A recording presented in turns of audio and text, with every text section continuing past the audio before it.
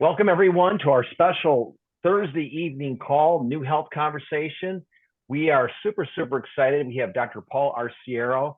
He is our research scientist, the doctor who basically, along with Peter, is literally the person who created the blueprint that we follow.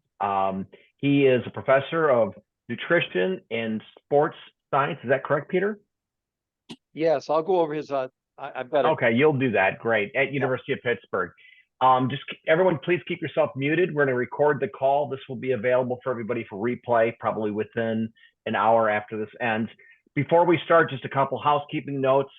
The statements being made this evening, it has not been evaluated by the FDA. It's not intended to diagnose, treat, or prevent disease. Dr. Arciero, of course, has had several studies conducted, peer-reviewed studies on this program, and Peter and he will go into great detail about that.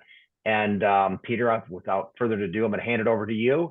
And welcome, Dr. Paul Arciero. Thank you very much, Bob, and thanks. Happy New Year, everyone. I promise tonight's going to be well worth your time, and what a way to start off 2024. Hard to believe it is going on. Before I introduce Dr. Arciero, I want to read a statement. Actually, I wrote this more than 13 years ago, and I think it's more pertinent than ever based on what we're going to hear tonight. Once in a great while, something so extraordinary occurs that it changes the world. I believe that moment is now. I have the great honor and privilege to introduce probably the world's greatest nutritional researcher for nearly 40 years, Dr. Paul Arciero. He's double tenured professor at Skidmore College in New York, and most recently he just became a tenured professor at the University of Pittsburgh in charge of the nutrition and sports nutrition department. We're so lucky and honored to have him. I want to just say a couple of things. Dr. Arciero has no financial interest in this at all. He's a pure researcher. He wants to get his research out to the world. So welcome, Dr. Arciero. Again, we're so pleased to have you tonight.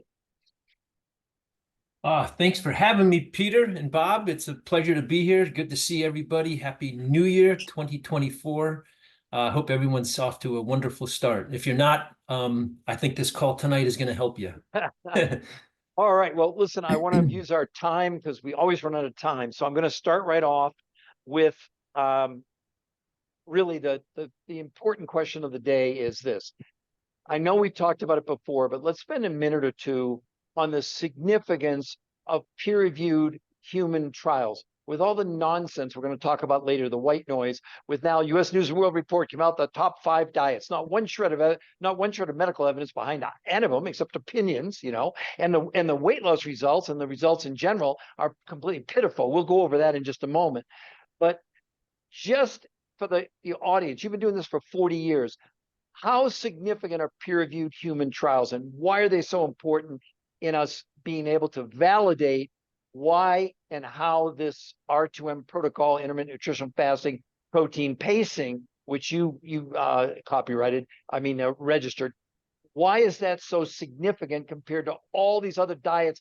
Now the airwaves, you can't turn it on, clatter, white noise. Peter, what it means to have a research study that's been peer-reviewed and published means that it has met all of the criteria of scientific integrity and validity. So whenever we hear any study news on the radio, on TV, on social media, unless it's been peer-reviewed, it really does not hold the scrutiny. I'll say that again. It does not uphold the scrutiny of the experts around the world in terms of its scientific integrity and validity. So I would just, for everyone, as you move forward in life, when you hear something on social media or on the radio or TV, unless it has that stamp of approval through the peer-reviewed process, it really is research that is not scientifically validated. It's research that has not been scientifically scrutinized and vetted by the experts. So what I'm most excited about to be able to share with all of you tonight is that everything, all of the information that we are presenting to you tonight has been scientifically peer reviewed and published in some of the leading medical and science journals in the world. And so, just as a starting point of a vote of confidence, know that what you are hearing tonight is based 100% solely on the peer-reviewed research that's been published. Well, and I want to point out, and you can back me up on this, but there is no other diet nutrition program that's been peer reviewed on their own. The studies that have been done, and we'll talk about some of those later, were done independent of the diet regimens that they were putting on. So this puts this protocol in a class by itself, and also the peer review process literally makes it bulletproof. Is that safe for me to say? Yeah, I mean, well, I would just say that there have been lots of other diets that have been researched and studied and even published in peer-reviewed journals, right? I mean, I just shared with you today the latest report that came out of the top 24 diets for 2024. And I'm really excited to share that the leading diet, the number one across the board in every category, there was like 12 different categories, was the Mediterranean diet, which is the heart healthy. It's the heart healthy Mediterranean diet. And what I'm really excited to be able to share with everybody today is that in my research that I conduct at my university, we always compare our nutrition program to the heart healthy Mediterranean diet. We want to compare it to the best. And now the Mediterranean diet has loads of peer-reviewed research to support it. So it works. I mean, there's no denying. Mediterranean diet, it works. There's tremendous health benefit. But when it's compared head to head with our nutrition program, the protein pacing and intermittent nutritional fasting, it's actually not even on the same playing field. It would be the equivalent, for example, we're in the NHL, NBA season right now of professional sports, right? So this would be the NBA, NHL playing against the local hockey or basketball team, high school, local. Well, let me further qualify that so people don't think I misspoke. What I was saying is that the companies or the protocols, they didn't sanction their own peer-reviewed human trials. They were done by Journal of American Medical Association, New England Journal of Medicine, by Nutrients, by these big journals that they kind of ran their own studies. That's what I was trying to get across. I'm not saying they weren't certainly peer-reviewed, but the results were pretty, and we're going to talk about that in just a moment. So I want to get into that right away. So I think the first thing we want to talk about is, in general, would you agree with my supposition that every diet out there at the end of the day is some form of lowering calories? And what they never talk about, none of these commercials ever tell you that the calorie means nothing to the human body. The body doesn't know how to count a calorie. We don't run on calories. We run on nutrition. And when you lower the calorie and you lower the nutrition, and you taught me this, the body freaks out and it goes and seeks the nutrition in the densest parts of the body, which is our organs, like our brain, our kidney, our liver, our heart. And first, our muscles. It literally converts the muscles into carbohydrates. And even that is not enough. Then the body has to slow down metabolism. That's why the weight loss slows down to a crawl on a diet, or you come off the diet and you gain everything back. Is that a good way to explain that? It definitely is a good way to explain it. I can make it maybe presented in a different way. I can start by saying sure that you can. I can start by saying that all diets work. All diets help you lose weight. That's not a mystery. We know that we can lose weight literally, and I don't say this tongue in cheek and with any kidding. We can lose weight pretty much eating anything. We can lose weight eating Dunkin' Donuts, McDonald's. We can lose weight eating M&M's candy bars and Twinkies and Snickerdoodles, whatever it is. You can lose weight following a diet, eating literally everything. We've done the research. There have been scientists who have proven that you can lose weight by lowering the calories, eating anything you want, as long as you lower the calories. So losing weight can be achieved in an exponential, infinite number of different ways. That's not a challenge for many people at all, although sometimes staying on that lower calorie intake is a challenge. But here's what we're really talking about. It's the quality of the body composition that you lose when you follow these diets.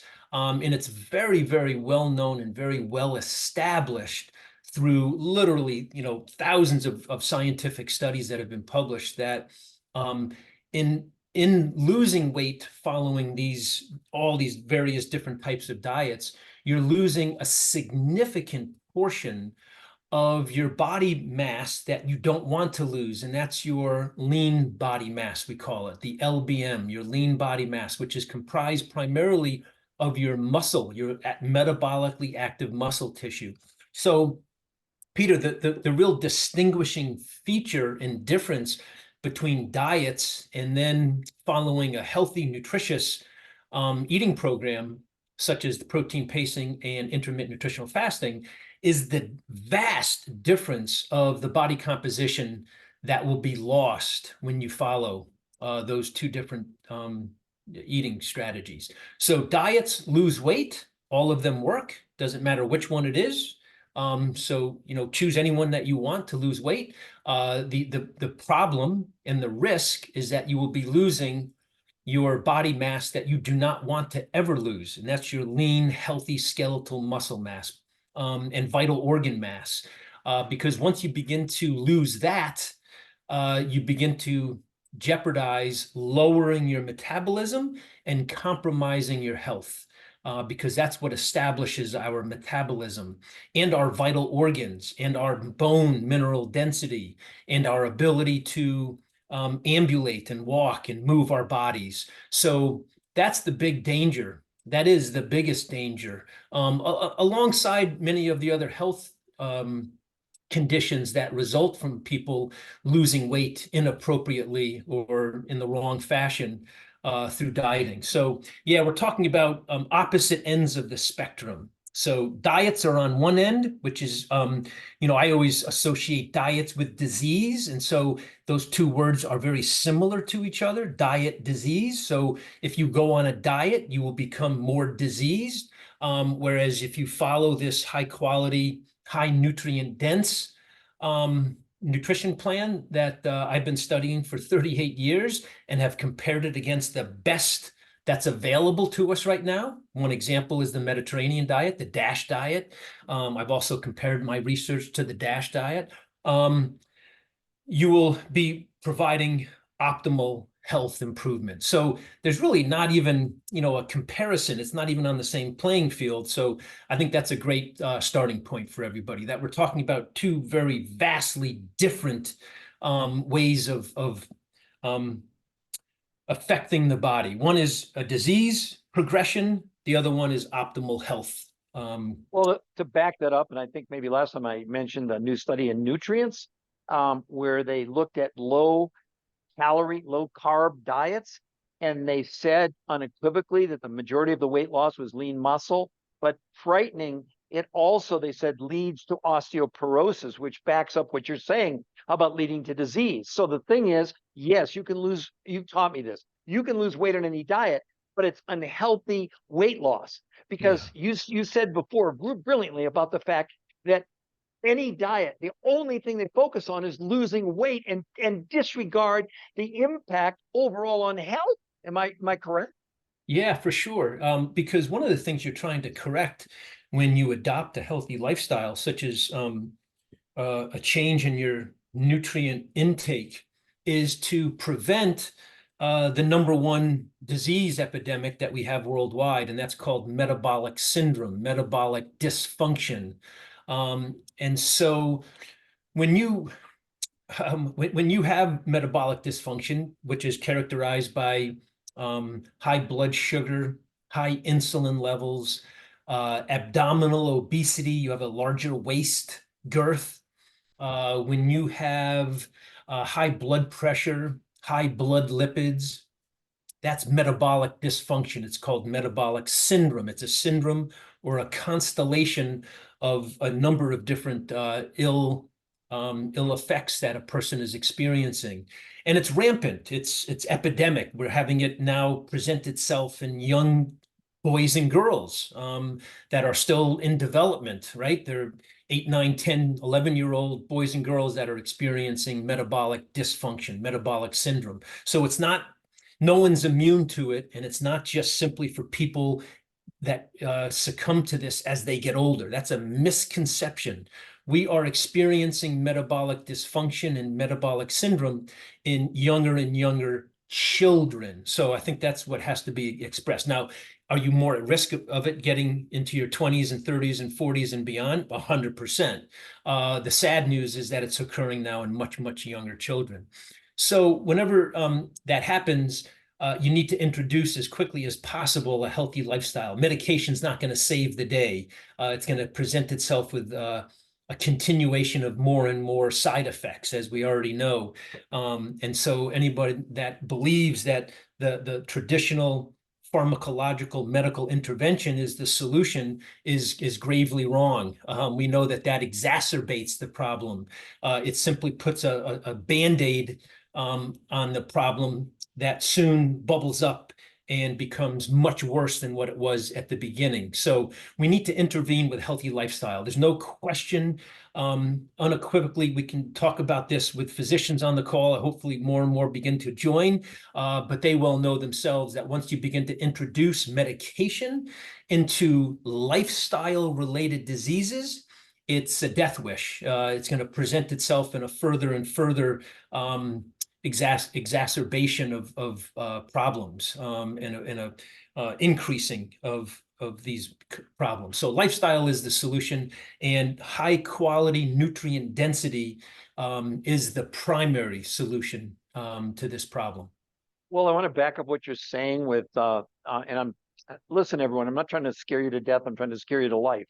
These are the statistics. Okay. CDC, again, metabolic syndrome. They estimate 9 out of 10 Americans are metabolic unhealthy with 3 of those 5 factors that he talked about: weight, blood pressure, blood sugar, cholesterol, triglycerides. Okay.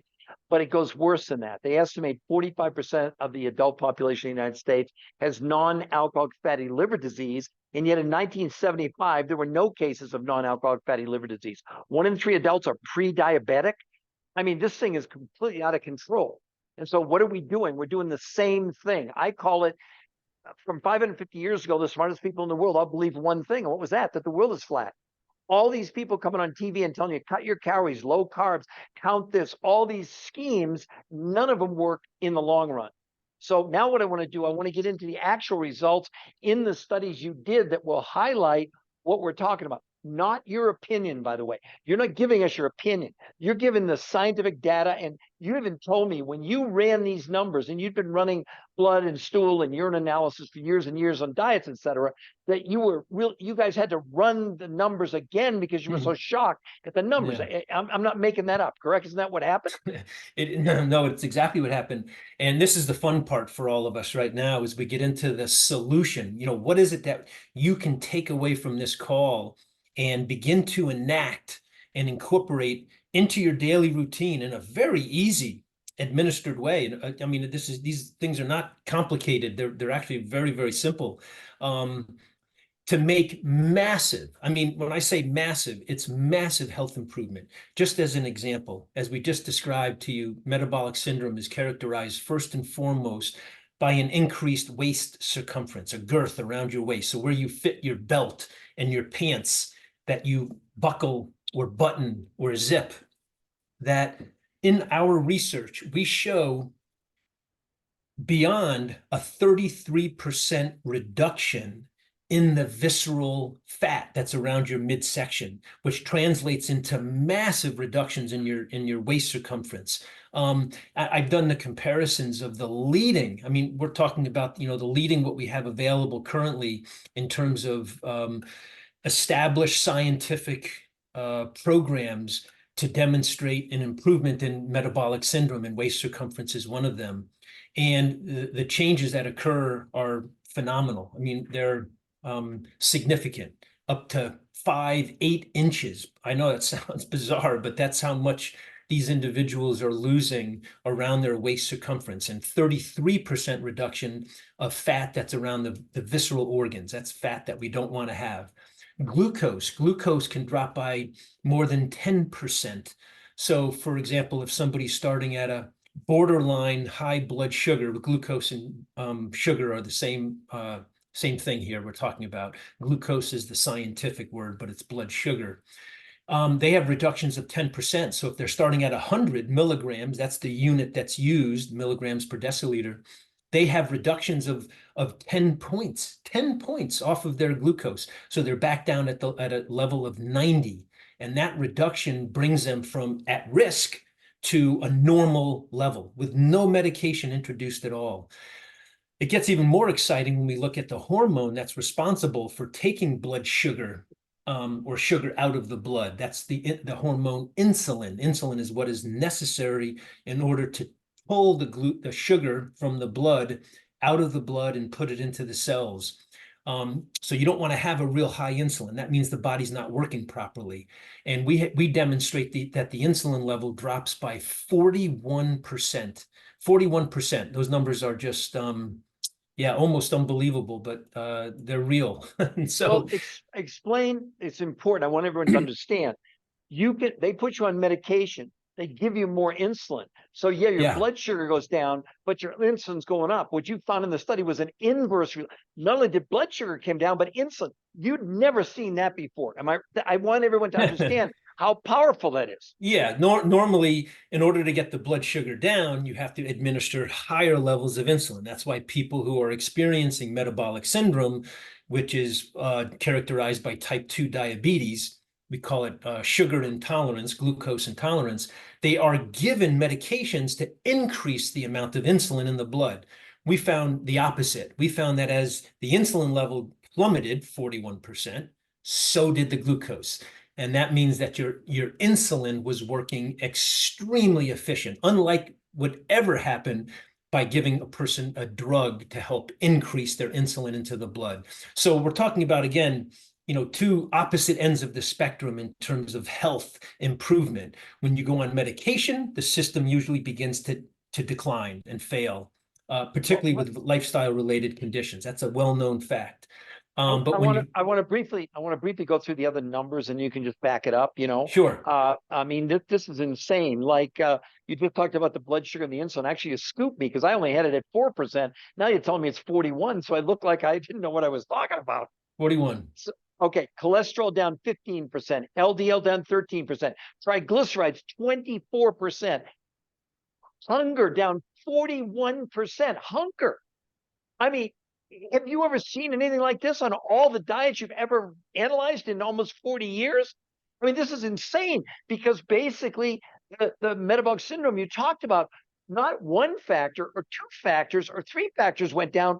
All 5 factors went down, let alone this waist circumference. And one of the things you taught me, as the waist expands, your brain actually shrinks. That's why that girth and the weight is so damaging to us, and why all of you listen. If you don't measure, if you just weigh yourself and you don't measure, you're literally cheating yourself on the results that this is producing. Do you agree with that, Dr. Arciero? Absolutely.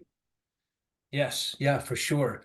And by the way, we talked about the visceral fat reductions, but the fat, the total body fat went down 21 pounds in some of our research that we conducted. 21 pounds. I mean, just incredible findings. Blood pressure, I don't know if you mentioned that one yet, but that was another. Yeah. So the blood pressure dropping 10 points. For those people that are on blood pressure lowering medication, having a reduction of 10 points of either of those numbers, your systolic or diastolic blood pressure, is pretty magnificent.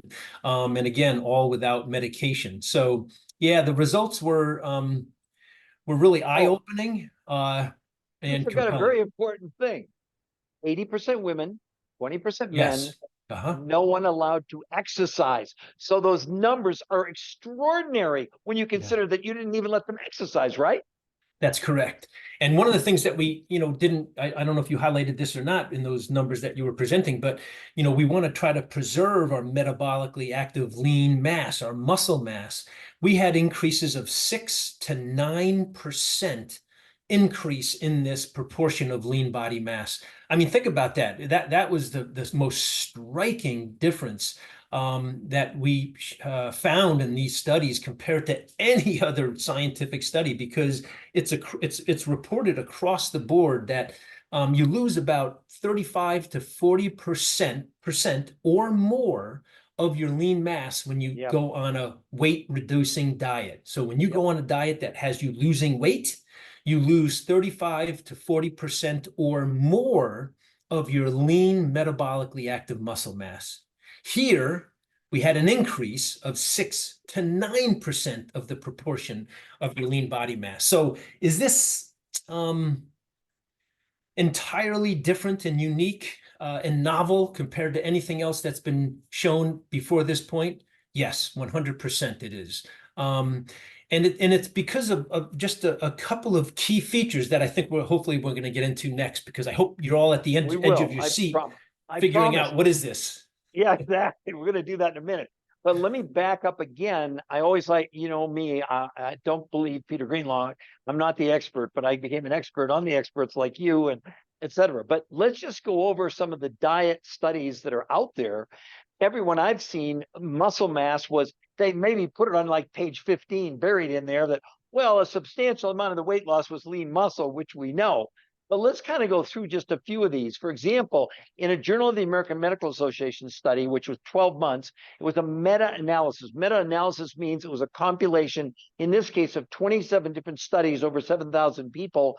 And they named every major diet by name, from Cornish to keto, paleo, Mediterranean, blood type, zone diet, Jenny Craig, Weight Watchers, Nutrisystem, across the board. Average weight loss in a year was 16 pounds. I mean, in your studies, people lost on average 16 pounds in a month, but it goes on. And then there was a time-restricted eating study that was done, actually by the Annals of American Medical Association. 12 months, you actually turned me onto that study. In 12 months, the weight loss was 10 pounds. Then there was another study done in the New England Journal of Medicine, where they pointed out that the majority of the weight was definitely from lean muscle. 12 months, they compared, again, time-restricted eating, which is intermittent fasting, which this is not, and just caloric restriction. The intermittent nutrition, the intermittent fasting was about 14 pounds in a year, where just lowering calories was 17.6. But again, the majority of a big portion of the weight was lean muscle mass, which is not what you want to talk about. Remember, these are not anecdotes. These are from peer-reviewed studies that were done independently of all these other diets, in comparison to what Dr. Arciero is talking about. We're in a different zip code. We're in a different planet. We left Earth orbit in terms of trying to compare the results that we have scientific evidence to prove, where the other people, for the most part, when they do expose their information, it really pales in comparison. Now, we're going to talk about it in a couple moments. The Mediterranean diet. There was a study done, 8 months on the Mediterranean diet, 10.2 pounds in 8 months. So, and one last thing, there was a big study done on Wegovy. You all know right now the big rage is on these shots, these drugs. And I want Dr. Arciero to touch on that in just a moment. New England Journal of Medicine, 68 weeks. Let me repeat that. 68 weeks. The average weight loss in 68 weeks was 36 pounds. Let that sink in for a minute. Are you kidding me? We've often said, just give us 4 days. Because in many cases, people even on this call have lost as much weight in 4 days as 8 weeks of any of these diets. But it's the healthy, right kind of weight. That's what you need to know. And again, I'm glad that he's pointed this out. I harp on it over and over. It's almost like doing this weight loss is like a throw-in. But you can see the health benefits are unbelievable. And again, if you don't measure, you're not knowing what an impact this is really having. Yeah, it has an impact on the number on the scale, but that's it. So, did we lose talk? Oh, there he is. No, I'm here. So, Yeah. So really, what I want to talk about now is, let's just talk about, why does this thing work so unbelievably well? Well, for lots of really important reasons. Gosh, if I could share my screen, I'd love to be able to, but if not, no worries. I'd have to be made one of Bob, the can you do that? Can you make him a host? If not, no big deal. So why does it work? Well, I can tell you this with 100% certainty, Peter. Why it works is because it's providing the highest quality nourishment, the highest quality nutrition that our bodies can absorb and utilize, digest, process. It's activating a primary pathway called protein synthesis. And that's a technical scientific term for allowing the body to replace and replenish and rejuvenate tissue that we have in our body. And that has to take place on a daily basis because many of our tissues turn over in some cases very, very rapidly. We have, of course, red blood cells, but we have other tissues that have a fairly fast turnover, sometimes within minutes, many times within hours. So it's not like our muscles that we have today are going to be the same ones that we're going to have in, a year. Sometimes muscle can take a little bit longer to turn over, but these things are constantly turning over, these body structures that we have. Bones, right? Everyone thinks that bones are so hard and stable and last us an entire lifetime. And we know that that's just simply not the case. We have a high turnover even of our bone every 3 to 6 months. So we need a system, we need a pathway of our body to constantly pay attention to what we call turnover, protein turnover, the protein that's being broken down to the protein that is being rebuilt and rejuvenated. And so that's the issue that we have at hand right now. And protein synthesis is critical. When you go on a diet, you are in a heightened state of protein degradation. Those are the two processes, breaking down and then rebuilding, replacing and rebuilding. And so it's not as though you're going to develop these big bulking muscles and bones and things like that. No, that's not how the body operates. The body is more in tune with what it needs to do to help safeguard against loss. And so it's going to do its best job to just get back to a replacement. As we get older, though, that degradation, that breakdown of tissues, body tissues, muscle, bone, and vital organs, that occurs at a faster rate. It's harder to replace and rebuild many of those tissues. So here's the process, and here's what we know. When you consume the highest quality protein of all of the 9 essential amino acids and 11 non-essential, your body has a much better capability of replacing that which has been broken down. And again, that's happening often. If you're on a weight loss, it's happening at an accelerated rate. That's why so many people lose muscle mass when they go on a diet. When you're getting older, above the age of 35, I know that sounds not very old, but that's when it kicks in at about 35. At 35 years old is what the research shows and supports very strongly. Your body begins to break down at a faster rate of building up. And so beginning at that, everyone thinks, oh, I don't have to worry about increasing my protein intake until I'm in my 50s or 60s.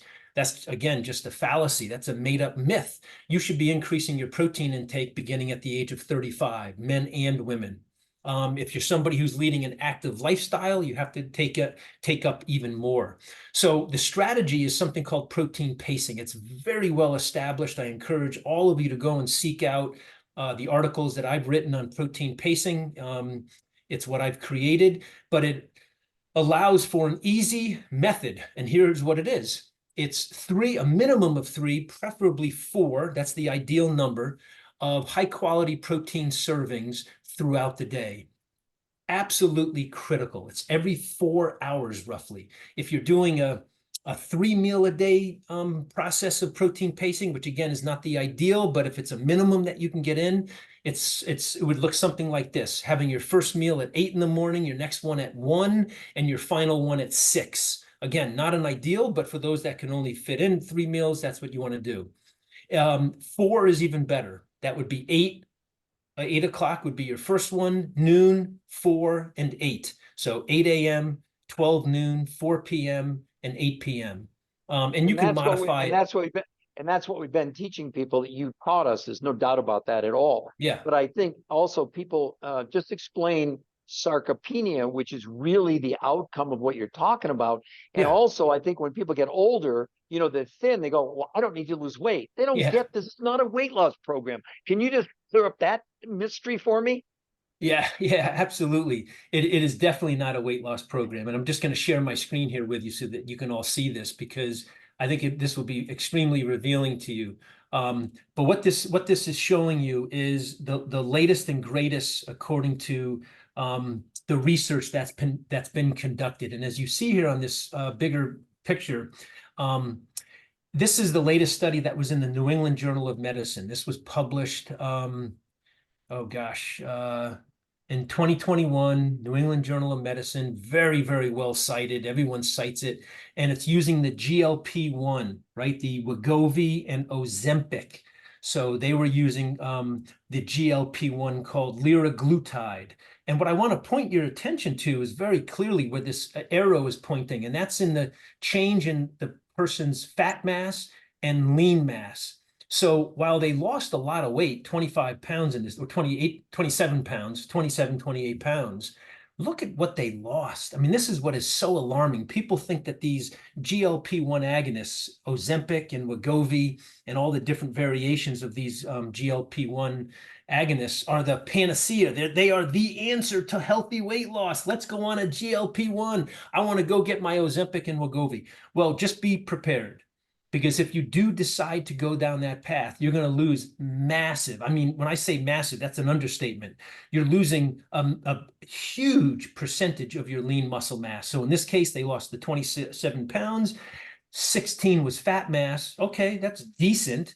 And 11 pounds was lean body mass. That's despicable. I mean, literally, it's despicable that we are placing all of this heightened buzz around GLP-1 agonists, given the massive amount of lean body mass. But here's something even more disturbing and alarming. I showed you this on the right side. It shows heart rate. Look at the change in heart rate. You have an increase in a person's resting heart rate. That's never good. That's never good because it's showing that your body is in a heightened state of stress. And so you have this heightened state of stress. So Peter just used the word sarcopenia, and sarcopenia is the loss of muscle mass. So you're in a massive, massive state of sarcopenia. At the same time, your body's undergoing enormous nervous system stress. When your resting heart rate goes up, it's never good. And don't let anybody tell you otherwise. When you go on a GLP-1 agonist, not only are you losing the most vital, valuable, critical, important body composition mass, your lean muscle mass, which is terrible, but you're also increasing your nervous system stress by your heart rate. Now, let's look at that in comparison to our study, which I think is really super exciting. Here, in our participants, following this for 8 to 12 weeks, look at this, 25 pounds. And I'm sorry, what was the amount that they lost in the liraglutide study that everyone has been getting so hysterical? 36 pounds in 68 weeks. 68 Yeah, 20, weeks. 27 pounds in the 12-week time. It's actually a little bit more than that. It was like, I think it was a 6-month that they showed that. Let me just go up there and verify it because, yeah, they show it in this figure right here. I show it. So in 8, yeah, and then by the time they reached to that point, so it was, yeah, 6 weeks or so. But this was over a full year too. Yeah, this was showing in 52 weeks. But it doesn't matter. It was a long time that they lost very little weight. And if you look at our data, in 8 to 12 weeks, you're losing basically the same amount of weight, and you're losing nearly all of it with body fat mass, and you are preserving. Oh, here I wrote the stats in down at the bottom. So 28, 29 pounds. Some of it was water, which is why they don't add up to 16 and 11. It's 27 pounds. So they lost about 2 pounds of water. The bottom line is it's a massive difference in terms of the results, as you just saw. So Yeah, you don't want to lose muscle mass. That's called sarcopenia. You don't want to lose bone mineral density. That's called osteoporosis or osteopenia. But those two things happen at a very, very high rate. So how do we prevent it? We prevent it by following protein pacing, consuming the highest quality nutrition that your body can utilize and absorb and benefit by transitioning from protein breakdown into protein replacement of the body structures, and then hopefully in some cases for some people, an actual increase in protein synthesis. That's what we want to achieve. And there's been nothing more effective than by following the protein pacing. For people that want to also benefit, oh, excuse me, I'm drinking my dinner. I'm so embarrassed, but this is my version. This is I was at work for 11 hours today. So when I got home, my son had made me a shake. So it's got some extra nourishment, but it's got the high quality, the highest quality protein in here, along with some fruit and some avocado. So I live it, and hopefully all of you will too as well, because there's absolutely nothing more nourishing for our overall health, and our, you know, we haven't even talked about the brain health. You know, one area of research that I do extensively is brain health and cognition. I do a lot of research with Alzheimer's disease and related dementias, because that's a real issue. And Peter, you kind of alluded to it, that once we begin to compromise our body's muscle mass, it has a direct impact with the health of our brain. Because once you start to lose your muscle mass, your lean body mass, that means you're having an encroachment or an increase in the amount of fat mass and proportionally of your body. And much of that fat gets deposited around your midsection. And there's a direct correlation between an increase in your waist circumference and a decrease in your brain health and your cognition. They get lowered. So all of these things interact. And the reason is because our fat tissue, particularly around our visceral region, our belly region, and our muscles, they are hormonal secreting. We call those endocrine organs. They actually secrete substances that interact with our central nervous system. So when we have an increase in fat mass around our midsection, it secretes hormones that travel in our blood and enter into our brain and begin to degrade the health of our brain. Same thing with our muscles. When we activate our muscles, they secrete hormones into our blood that travel to the brain and increase what's called neurogenesis or nerve development. So one is decreasing the production of new nerves. It's called neuroplasticity and neurogenesis. That's an increase in fat mass that decreases that process. And then an increase of healthy lean muscle mass will increase that process of neurogenesis and neuroplasticity. So one decreases it, one increases it, and it's obvious. And you definitely saw increase in cognition in the studies. You've seen that. I mean, it's not up for debate, right? Yeah, so that's an interesting one. We haven't directly measured cognition. That's using specific neurocognitive tests. We measure mood state is one other indication of brain health. My husband's going to meet me here. And we show significant improvement in the psychological mood state. Now, in my other research that I do with some of these other principles that I'm talking about, protein pacing and some of the exercise routines that I do, we have a documented increase in cognition as well as the hormones, which is called brain-derived neurotrophic factor, that stimulates neuroplasticity and neurogenesis. So, yeah, we're really excited in the direction that this is heading, but specific to the program that we're talking about here with protein pacing and intermittent nutritional fasting, the benefits to that are abundant. Well, you taught me a new term that I think will perk everyone up, and that is normal weight obesity, more specifically visceral obesity. Can you touch on that for a moment? Because obviously we have athletes, we have people that are thin, but this is no longer the measurement of health anymore, of being thin, according to what they're now saying. Am I right? Absolutely. Yeah. We used to think that as long as you're at normal weight and you meet the metropolitan life insurance charts of height and weight, you're good.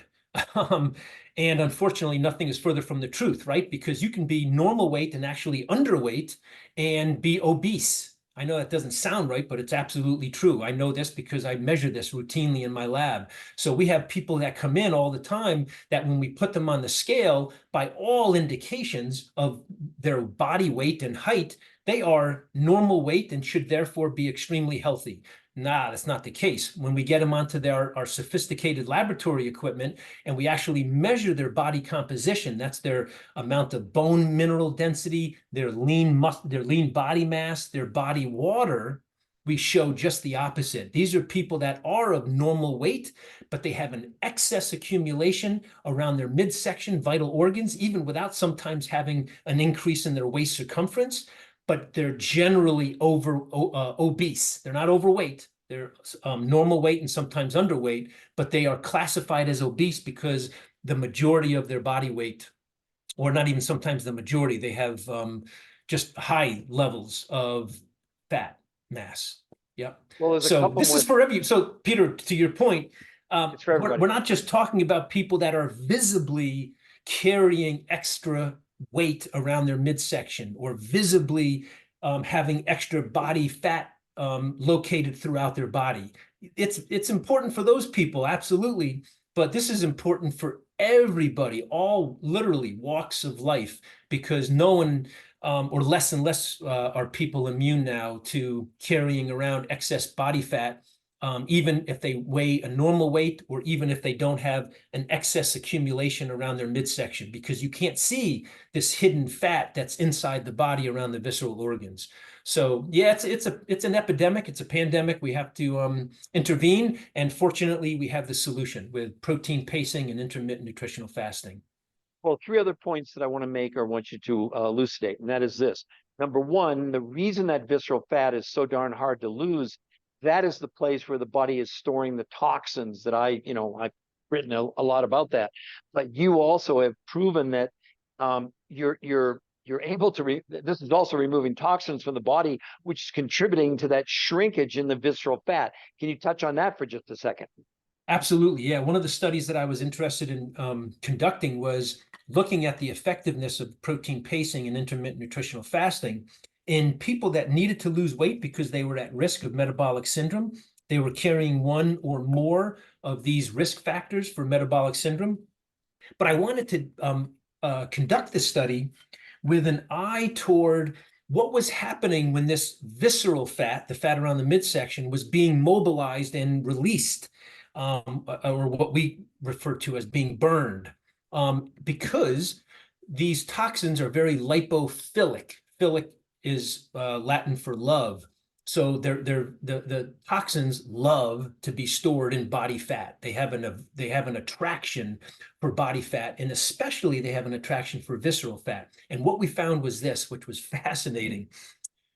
When they lost this mass, I showed you the figure, they lost 21 pounds of body fat, 33% of that was around their visceral organs. They lost the equivalent of on average, these 40 men and women, on average, lost the size of a basketball around their midsection, a basketball.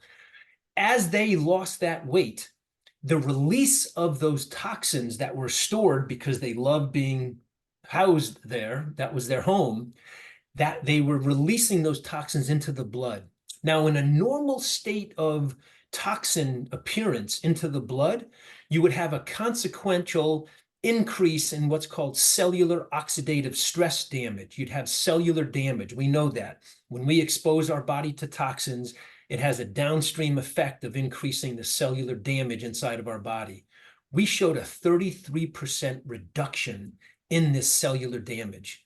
I have a slide that shows it, and it's compelling because when you can document these changes, I'm just going to throw this up real quick so that everyone can see it, because it's definitely worth showing. So as you see here, yeah, so here it is. Wow. We showed a 33% increase in the toxin release, and it was a 25. Sorry, I think I might have said 30%. It was a 25, not much difference, to be honest with you. That's a quarter of a reduction in the cellular stress that was occurring in the body. So that means that as these toxins were being released from their storage home, that's your visceral fat, instead of causing more damage to the rest of the body, it actually reduced damaged. Now, why could that be? How could that be? Well, here's why. Because at the same time, if you look at this other third figure here on the far right, they had a 5%, these individuals had a 5% increase in their antioxidant defense system. So this was the scavengers, the armed police that we release into our body to help defend against foreign toxic substances, harmful substances. At the same time that these toxins were being released and the damage was being reduced, the defense system was going up significantly. You can't paint a better story than that. I mean, literally, you can't. Michelangelo could not have done a better job of painting this. And so when these data came out, this is what Peter was referring to at the beginning of the call tonight. This is where I really had to scratch my head and say, hey, can you guys go back and relook at this? Because there's just no way we can have this massive of an increase in toxins, which are harmful to the body. At the same time, the body is showing a reduction in damage and cellular stress from these toxins, and the defense systems that are protecting our body has gone up. It doesn't happen. And so these findings were so compelling and so novel, and the research was just incredible. So the great news for all of you is that not only are all of these other magnificent, fabulous health changes occurring when you are following this, but the body at a cellular level, I mean, at a cellular health level, is improving to a drastic degree. Now, we haven't even talked about this all happened without any exercise. So exercise, we know, is so beneficial to us. We did not allow them to exercise. So these changes occurred through just their change in nourishing their body. There was no change in exercise. In fact, when we've conducted these studies and compared it to the heart healthy Mediterranean diet, we've showed that they actually, this protein pacing intermittent nutritional fasting group exercised a little bit less. Well, I shouldn't say exercise because they weren't exercising, but they moved their body, their physical activity. We measured their physical activity using what's called an accelerometer. And we all, have something like that on our wrist if you wear a Apple Health Watch or a Garmin or some other device. We showed that they actually moved less and had these benefits. More importantly, they were actually eating a little bit more food. Now, that doesn't make any sense, right? They're eating more food, moving less, and they lost twice as much weight, twice as much body fat, and they had just profound improvements in all these markers. I got Peter to leave. Sorry, Peter. I hope we didn't lose him. Well, I can keep talking then. No, I'm sorry. No, hold on. There was somebody at my door. Oh, listen, the other thing I want you to touch on, very important, talk about your other study about the microbiome, because what we're really talking about here now is a quality of life system with all these crazy other things going on. So I think that's really important. We've never talked about that before. So I think that microbiome study is really something significant.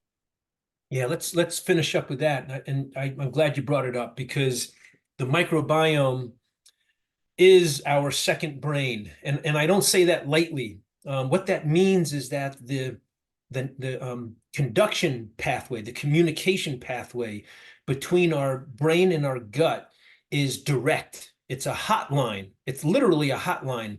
But most of what we experience in our brain is experienced in our gut. Most of what we experience in our gut is felt in our brain. So they work one in one. They almost work simultaneously with each other. And that's because of the blood supply, the nerve supply, and the direct line of communication between the two. So anytime we have a health improvement in our gut, we have a health improvement in our brain. If our gut is dysfunctional, dysbiosis we call it, if our gut is in dysbiosis, our brain is usually murky. It's usually not thinking clearly. It's usually not functioning properly, optimally.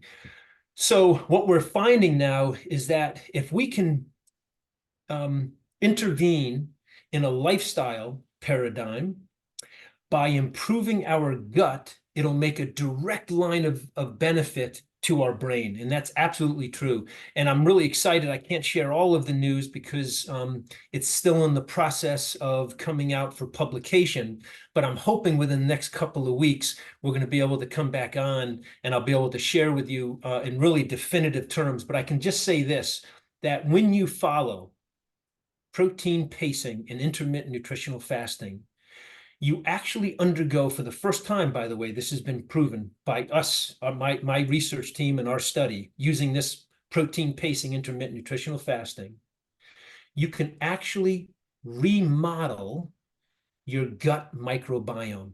I mean, just to be able to say that is exciting. But you absolutely do. I mean, think about, when you remodel a bathroom or a kitchen, right? You can take a lousy looking bathroom and a lousy, disgusting looking kitchen and transform it into a beautiful state of the art, model for all others to replicate. Well, that's essentially what we have proven with the protein pacing intermittent nutritional fasting, that we can actually remodel a very dysbiosis gut that's not working very well into a highly functioning, optimally healthy gut microbiome. That's massive. And we did it in as little as 8 weeks. And we did it at the family level.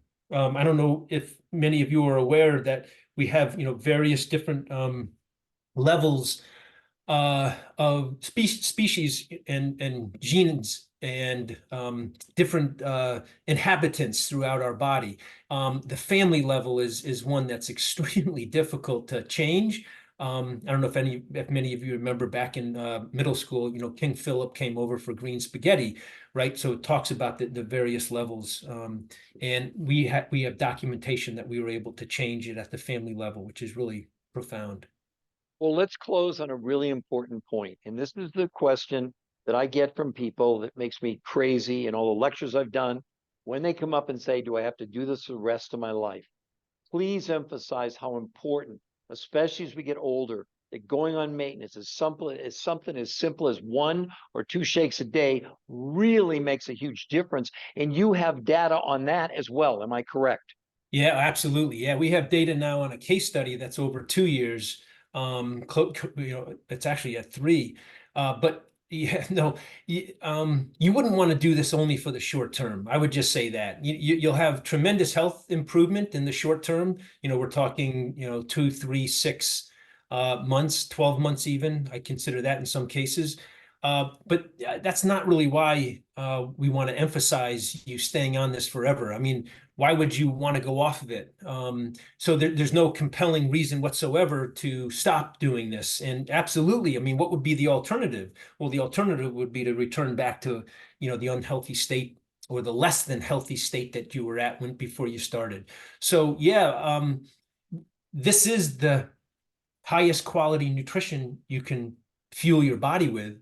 Why? I guess it's never made sense to me. Why would you do anything otherwise than to stay on the 1 or 2 shake a day? So I started listen, I had an extremely busy day today, as many of you, as I know, had as yourselves. I literally came in 5 minutes before this call tonight. I left my house this morning at 8:30 with one of my protein pacing shakes, and here I returned at 8 o'clock tonight with the other one. So the most important thing that you can do, and I don't think there's no debate, at least from a scientific standpoint, based on my research and many others, is to bookend these 2 high quality, highest quality nutrition feedings. So first one in the morning and the last one that you do at night. There's really nothing better. So yeah, you would never want to stop. Well, let me close with this, what I started with. Once in a great while, something so extraordinary occurs that it changes the world. Now, do you all believe that that statement is true? You've witnessed something. We should be all so grateful to Dr. Arciero for almost 40 years of research to keep looking for the silver bullet. And darn it, he found it, but he has the medical proof to back it up. That nobody else has ever seen results like this. So is that a good way to close it out, Dr. Arciero? Yeah, it's fantastic. I'm so grateful that you had me on, and I'm so excited for all of you. What better way to start 2024. This is yeah, this is the top shelf lifestyle. So excited for all of you. Thanks for having me. Bob, you want to say anything in closing? Well, Dr. Arciero, that was extraordinary. Thank you so much from the bottom of our heart. Yes, 2024 will be an exciting year, and it's up to us to get the word out. I literally feel like we're at a rebirth point, literally a restart with our company, and literally with the changes and impact that we can make on our health, overall health. I mean, I can't hardly put it into define it in numbers. I mean, I know, Peter, you've talked about it, but metabolic syndrome collectively impacts our health system by at least $1 trillion a year. And we have something that can naturally impact that in a very positive way. And there's nothing else out there quite like it. So it's incumbent upon all of us to share our stories, to share Dr. Arciero's research, and a call like tonight. It will be recorded, so please share it far and wide. And once again, Dr. Paul Arciero, thank you so much. We hope to have you back on real soon again with the microbiome data. And let's make this a great year. We are, as a group, are going to be doing a group nutritional fast cleanse, right? On the 15th of January. So get ready. All of us kind of need a new reset at the beginning of the year. And we're planning for that. So without further ado, thank you, Dr. Arciero. I'll join you. Yeah.